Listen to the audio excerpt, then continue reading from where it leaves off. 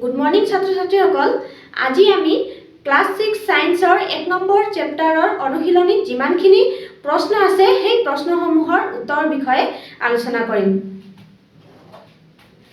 তো চোৱা 1 নম্বৰ চেপ্টাৰৰ নাম হৈছে বিজ্ঞানৰ বিচিত্ৰ জগতখন।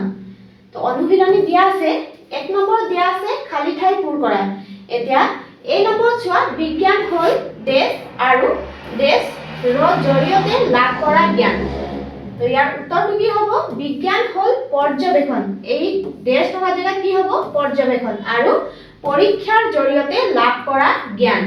তাৰপিছত চোৱা বি নম্বৰত পৰ্যবেক্ষণ, দেশ আৰু পৰীক্ষা এই পৰ্যায়কেইটাৰ সমষ্টিয়েই হ'ব বিজ্ঞানসন্মত পদ্ধতি। তো ইয়াৰ উত্তৰত কি হ'ব? পৰ্যবেক্ষণ, আনুমানিক সিদ্ধান্ত আৰু পৰীক্ষা এই পৰ্যায়কেইটাৰ সমষ্টিয়েই হ'ব বিজ্ঞানসন্মত পদ্ধতি। এতিয়া সি নম্বৰ চোৱা দেশৰ বাবে আমি খাদ্য খাওঁ। আমি কিহৰ বাবে খাদ্য খাওঁ? বৃদ্ধিৰ বাবে আমি খাদ্য খাওঁ। এতিয়া ডি নম্বৰ চোৱা পঞ্জাৱত মানুহে প্ৰধানকৈ দেশ খায়। কি খায়? পঞ্জাৱত মানুহে প্ৰধানকৈ ৰুটি খায়। এতিয়া ই নম্বৰ চোৱা কম্পাছত দেশ থাকে। কম্পাছত কি থাকে? চুম্বক থাকে।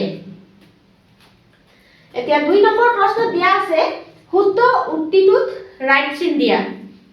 তো প্ৰথম প্ৰশ্ন চোৱা আমি সদায় স্বাস্থ্য ভালে ৰখা খাদ্যহে খাব লাগে। তো ইয়াৰ উত্তৰটো কি হ'ব? শুদ্ধ। আমি সদায় স্বাস্থ্য ভালে ৰখা খাদ্যহে খাব লাগে।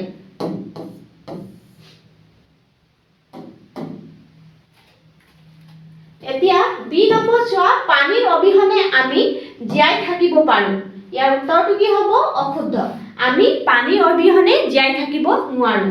এতিয়া সি নম্বৰ চোৱা বৰষুণ হিচাপে পানী আকাশৰ পৰা মাটিত পৰে। ইয়াৰ উত্তৰটো হ'ব শুদ্ধ। বৰষুণ হিচাপে পানী কি হয়? আকাশৰ পৰা মাটিত পৰে। এতিয়া ডি নম্বৰ চোৱা ওলোমাই ৰখা চুম্বক এডাল সদায় পূবা পশ্চিমা হৈ থাকে।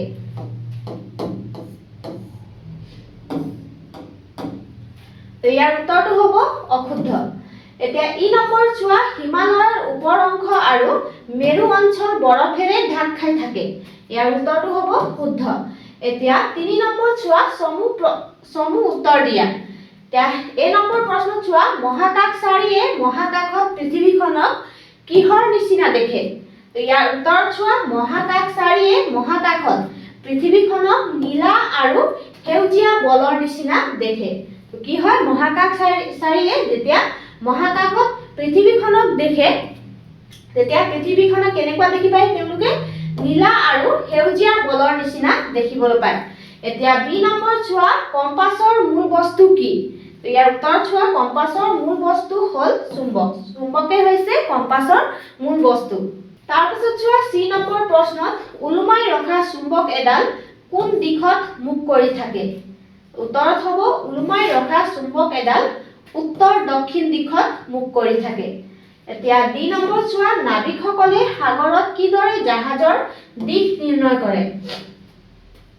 তো উত্তৰত লিখিবা নাবিকসকলে সাগৰত কম্পাছৰ সহায়ত জাহাজৰ দিশ নিৰ্ণয় কৰে। তো নাবিকসকলে কি কৰে? সাগৰত কম্পাছৰ সহায়ত জাহাজৰ দিশ নিৰ্ণয় কৰে। এতিয়া ই নম্বৰ চোৱা বিজ্ঞানসন্মত পদ্ধতিৰ পৰ্যায়কেইটা কি কি? উত্তৰ চোৱা বিজ্ঞানসন্মত পদ্ধতিৰ পৰ্যায়কেইটা হ'ল প্ৰথমত পৰ্যবেক্ষণ, দ্বিতীয় আনুমানিক সিদ্ধান্ত আৰু পৰীক্ষা। তো এই তিনিটা হৈছে বিজ্ঞানসন্মত পদ্ধতিৰ পৰ্যায়কেইটা। এতিয়া 4 নম্বৰ চোৱা শুদ্ধ উত্তৰৰ ভুলটো সম্পূৰ্ণকৈ পূৰ কৰা। এতিয়া 1 নম্বৰ প্ৰশ্ন চোৱা উইলবাৰ ৰাইট আৰু অৰভিলি ৰাইটে তলৰ কোনবিধ আৱিষ্কাৰ কৰিছিল? ইয়াত 4টা অপচন দিয়া আছে। এই 4টা অপচনৰ পৰা উত্তৰটো কোনটো হ'ব? ইয়াত প্ৰথমত আছে উৰাজাহাজ, বি নম্বৰত আছে সাবমেৰিন, সি নম্বৰত ৰেলগাড়ী আৰু ডি নম্বৰত মটৰ গাড়ী। তো ইয়াৰ উত্তৰটো হ'ব এ নম্বৰ উৰাজাহাজ। এই উইলবাৰ আৰু অৰভিলি ৰাইটে কি কৰিছিল? এই উৰাজাহাজ আৱিষ্কাৰ কৰিছিল। এতিয়া 2 নম্বৰ প্ৰশ্ন চোৱা তলৰ কোনটো কামত কম্পাছ যন্ত্ৰ ব্যৱহাৰ কৰা হয়? তো প্ৰথমত আছে দিশ নিৰ্ণয়ৰ কামত, গধুৰ বস্তু দাঙোতে, বস্তুৰ ওজন জুখিবৰ বাবে আৰু ডি নম্বৰত আছে বতাহৰ গতি জুখিবৰ বাবে। তো ইয়াৰ উত্তৰটো হ'ব এ নম্বৰ দিশ নিৰ্ণয়ৰ কামত। দিশ নিৰ্ণয়ৰ কামত কি হয় কম্পাছ যন্ত্ৰ ব্যৱহাৰ কৰা হয়। তো আজিৰ ক্লাছটো ইমানতে সামৰণি মাৰিছোঁ। ধন্যবাদ।